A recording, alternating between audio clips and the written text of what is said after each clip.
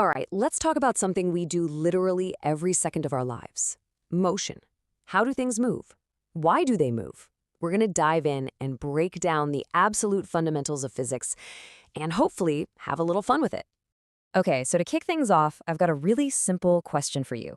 Right now, wherever you are you moving? You're probably thinking, no, I'm sitting perfectly still. But are you really? Well, the answer, and this is pretty cool, is it depends.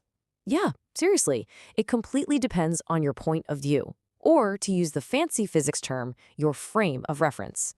And boom, that right there brings us to our first huge concept. You got to get this one down. Motion is always relative. There's just no such thing as absolute motion or being absolutely still. It's all about perspective.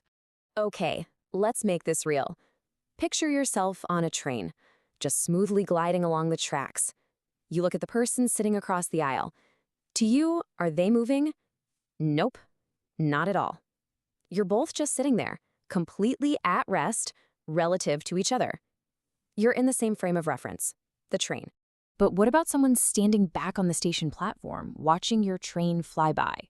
From their perspective, you and that other passenger are absolutely in motion, zipping past at, 50 miles an hour. See what happened there? The exact same event, but two totally different realities. And it's all because the frame of reference changed.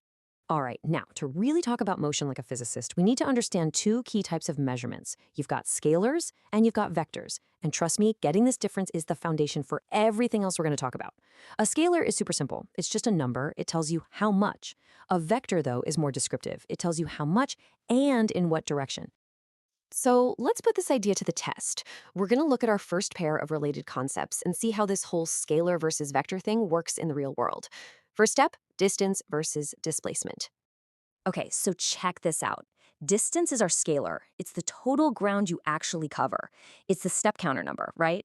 Think about walking home, you take a detour to meet up with friends. All those steps add up. That's your distance.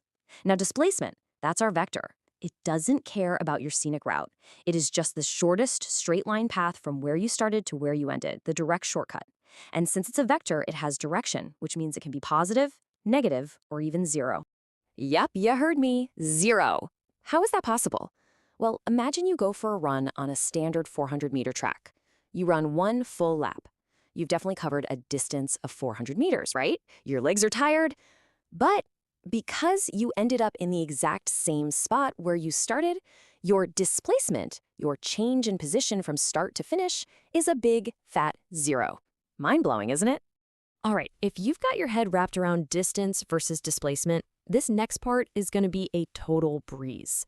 It's the exact same idea, just applied to speed versus velocity. Seriously, it follows the exact same logic. Speed is the scalar. It just tells you how fast you're going. It's what your car's speedometer shows. Velocity, on the other hand, is the vector.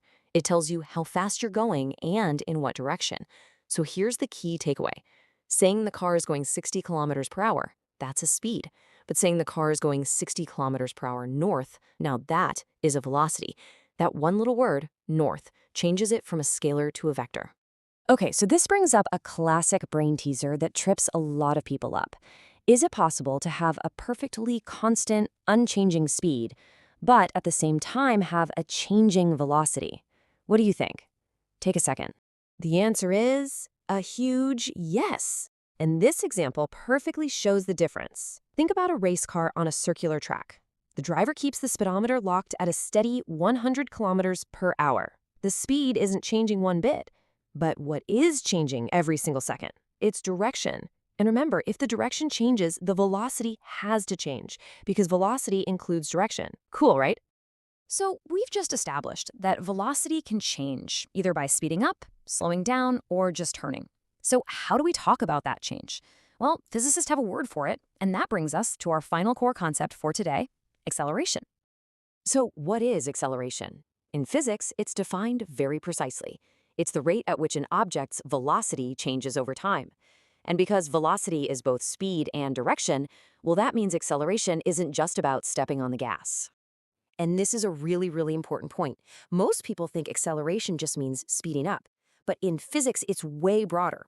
You're accelerating if you speed up, sure, but you're also accelerating if you slow down. We call that negative acceleration. And get this, you are even accelerating if you just turn a corner while keeping your speed exactly the same. Why? Because your direction changed, which means your velocity changed. Any change in velocity is acceleration, period.